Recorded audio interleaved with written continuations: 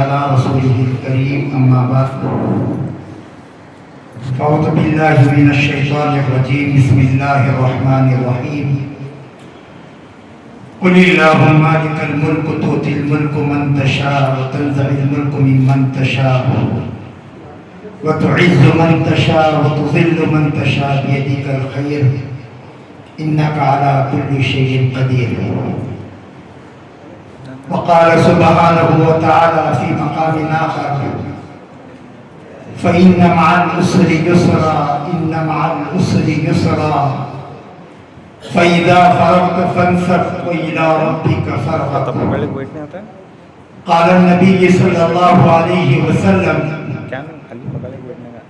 بني الإسلام على خمس شهادة أن لا إله إلا الله وإقام الصلاة وإيتاء الزكاة وصوم رمضان والحج والبيت أو كما قال رسول الله صلى الله عليه وسلم. رب اشرح لي صدري ويسر لي أمري واحلل عقدة من لساني يفقهوا قولي. صدق الله العظيم وصدق رسوله النبي الكريم ونحن على ذلك لمن الشاهدين والشاكرين والحمد لله رب العالمین. یہ مدرسہ ہے نور کا مرکز شعور کا. یہ مدرسہ ہے نور کا مرکز شعور کا. پھیلے گا یہاں سے اجالا دور دور کا. سنگے بنیاد نہیں یہ چراغ راہ ہے. منزل ملے گی اس سے جو رب کی پناہ ہے. رکھی ہے بنیاد یہاں تقوی و اخلاص کی ہوگی. یہاں سے تعلیم عام بندگان خاص کی. اللہ کرے یہ ادارہ سد آباد رہے. علم و عمل کا یہاں ہر پل تذکرہ رہے. الہی یہ عمارت علم کا گہوارہ بن جائے. الہی یہ عمارت علم کا گہوارہ بن جائے.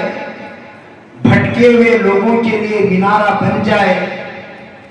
جو پتھر آج بنیاد میں رکھا ہے ہم نے وہ کل دین متین کا ایک قوی سہارا بن جائے. اللہ تعالیٰ کا بے انتہا فضل و کرم ہوا. آج بروز جمعہ 10 اپریل اسلامی تاریخ 23 شوال سرزمین اصلاح البنات دارالاطفال ٹرسٹ اتھنی ضلع بلگام مسجد ابراہیم کے اندر اس جمعے کے بابرکت موقع پر ہم اور آپ جمع ہوئے ہیں. اللہ تعالیٰ ہم سب کے جمع ہونے کو اور اس جمعے کی حاضری کو اور اس کے دربار میں بیٹھ کر تھوڑی دیر اللہ اس کے رسول کی بات سننے سنانے کو اللہ تعالیٰ اپنے دربار میں عمل کی توفیق سے قبول فرمائے. سب سے پہلے تمام تعریفیں اس اللہ کے لیے جس نے ساری کائنات کا نظام بنایا. دنیا کا جتنا بھی نظام ہے وہ سارا نظام اس کا ریموٹ کنٹرول اللہ کے ہاتھ میں ہے. آسمان کے مالک اللہ ہیں. جنت و جہنم کے مالک اللہ ہیں. ستاروں کے ہوا فضا کے مالک اللہ ہیں. حیوانات کے مالک اللہ ہیں. نباتات کے مالک اللہ ہیں. جمادات کے مالک اللہ ہیں. کائنات کی 18,000 مخلوق کا اگر کوئی خالق و مالک ہے تو اللہ کی ذات ہے. عزت کے مالک اللہ ہیں. ذلت کے مالک اللہ ہیں. صحت کے مالک اللہ ہیں. بیماری کے مالک اللہ ہیں. سارا کائنات کا جتنا بھی نظام ہے وہ سب نظام اللہ کے کنٹرول میں ہے. اللہ کی ذات کن فیکون کی ذات ہے. اللہ کی ذات ورع الورع ہمیشہ ہمیشہ رہنے والی ذات ہے. اللہ کی ذات لافانی ذات ہے. اللہ پاک نے قرآن کے اندر 5 باتوں کا اعلان کیا. اور یہ اعلان کر کے اللہ نے فرمایا ہے کوئی دنیا میں جو ان 5 باتوں کا جواب دے؟ اللہ نے چیلنج کیا، یہ 5 باتوں کا علم اللہ کے علاوہ کوئی نہیں جانتا۔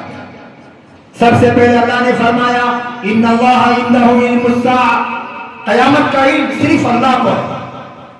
قیامت کب آئے گی، کہاں آئے گی، کیسے آئے گی، اس کو اللہ کے علاوہ کوئی نہیں جانتا۔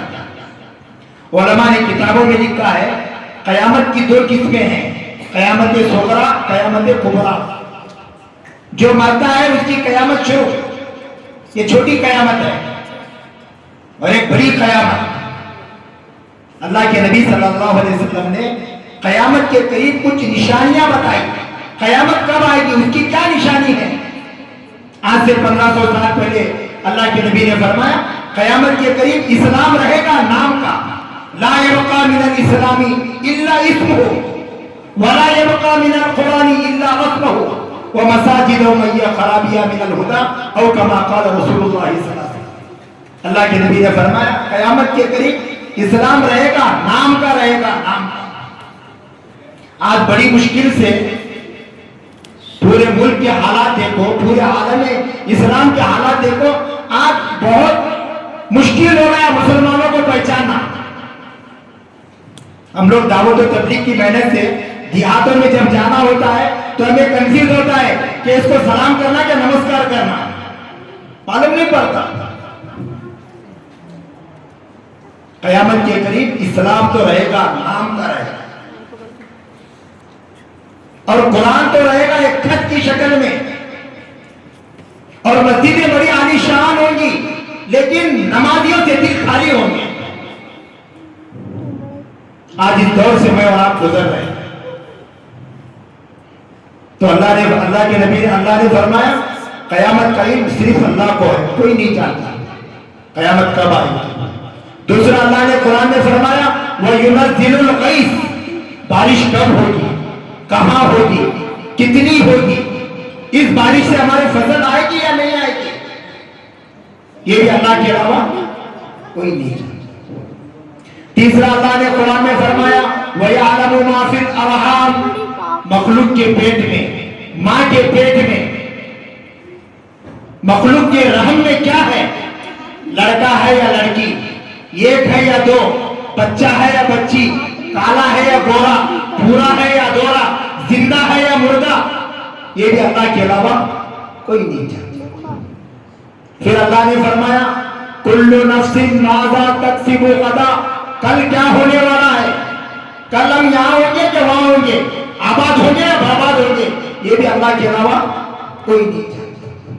پھر اللہ نے قرآن میں 5ویں جگہ اعلان فرمایا کل نفس بأی ارض تموت، تمہاری موت کب آئے گی، تم کس حال میں مرو گے، تمہاری جنازے کی نماز کون پڑھائے گا، تم کلمے والی موت مرو گے، کیسی موت مرو گے، ایکسیڈنٹ کی موت، اچانک کی موت، ہاسپٹل میں بستر پر کھلونا بن کر مرو گے، تمہاری جنازے کی نماز کون پڑھائے گا، یہ بھی اللہ کے علاوہ کوئی نہیں جانتا۔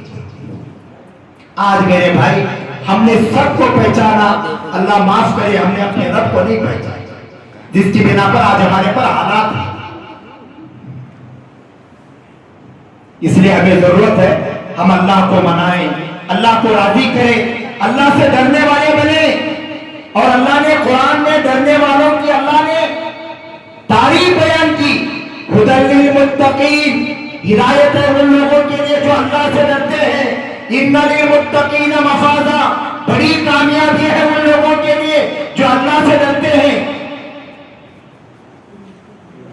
قرآن کی ایک آیت ہے، اس آیت کی میں مختصر تشریح کر کے اپنی بات کا جو اصل مقصد ہے اس مقصد کی طرف آ کر میں چند منٹ میں اپنی بات کو پوری کروں گا۔ ایک صحابی ہیں جن کا نام مقداد ابن اسود ہے، آپ تھوڑا غور سے سنیں گے تو میری بات سمجھ میں آئے گی، نہیں تو کیا ہوتا معلوم، اوندا گڑا رکھو اوپر پانی ڈالے تو ہوتا۔ اللہ تعالیٰ نے دین کی بات صحیح کہنے کی اور سمجھنے کی اللہ مجھے بھی توفیق عطا فرمائے، آپ کو بھی توفیق عطا فرمائے۔ ایک صحابی ہے جن کا نام مقداد ابن اسود ہے. بڑا لمبا واقعہ ہے, میں مختصر صرف ہیڈ لائن بتا کر اپنی بات کو پوری کروں گا. بہت پریشان تھے, مسجد نبوی کے اندر آ کر بیٹھے تھے. اللہ کے نبی صلی اللہ علیہ وسلم جب یہ صحابی کی حالت کو دیکھے تو انہوں نے یہ قرآن کی آیت پڑھی تھی, وَمَن يَتَّقِ اللَّهَ يَجْعَلْ لَهُ مَخْرَجًا وَيَرْزُقْهُ مِنْ حَيْثُ لَا يَحْتَسِبُ.